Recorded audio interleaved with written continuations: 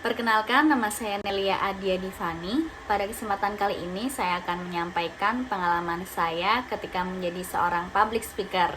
Seorang public speaker di depan teman-teman kelas, yaitu mempresentasikan materi pada saat itu. Sebelum saya melakukan presentasi di depan kelas, saya melakukan review materi-materi yang telah saya buat untuk saya sampaikan kepada teman-teman di depan kelas agar bisa lebih fokus dan lebih tertata dalam menyampaikan informasi. Pengalaman saya ketika menjadi seorang public speaker itu awal-awal memang agak sedikit gugup ya, karena belum terbiasa awal-awal. Kemudian seiring berjalannya waktu, sering presentasi kita belajar untuk lebih menata kata-kata di depan umum untuk menyampaikan informasi kepada teman-teman. Belajar berlatih agar lebih fokus dalam menyampaikan sebuah informasi.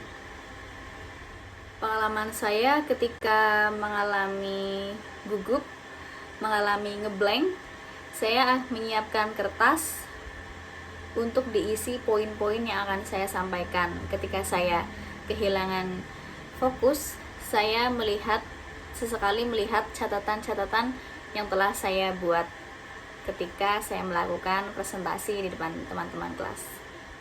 Agar presentasi yang saya sampaikan itu tidak membuat bosan teman-teman, kadang-kadang saya selipkan lelucon atau jokes yang memang membuat teman-teman itu memperhatikan saya.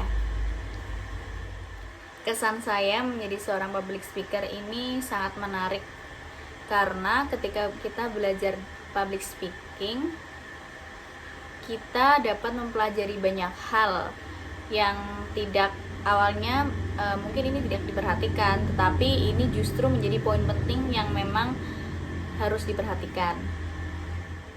Misalnya yaitu penyusunan kalimat atau pemilihan kata ketika kita menyampaikan sebuah informasi agar lebih dapat diterima oleh audiens atau teman-teman kita ketika kita melakukan presentasi. Kemudian bagaimana kita mengatasi grogi, terbuka, dan menjadi seorang yang berkarisma atau menjadi pusat perhatian agar yang kita sampaikan itu dapat dipandang atau diterima oleh audiens. Kendala saya ketika menjadi seorang public speaker itu terkadang teman-teman mungkin merasa bosan dan saya tidak diperhatikan. Nah, ketika seperti itu sebaiknya kita memberikan lelucon atau jokes, kata-kata agar teman-teman kembali tertarik dalam forum yang saya sampaikan. Kira-kira seperti itu pengalaman atau kesan saya ketika menjadi seorang public speaker. Pesan saya ketika teman-teman menjadi seorang public speaker, sebaiknya disiapkan sebaik mungkin. Banyak-banyaklah berlatih sebelum menyampaikan informasi atau menjadi seorang public speaker. Kita dapat berlatih di depan cermin dengan mempelajari materi-materi yang akan disampaikan. Ya, kurang lebihnya seperti itu pengalaman saya ketika saya menjadi seorang public speaker. Terima kasih, sampai jumpa di lain kesempatan.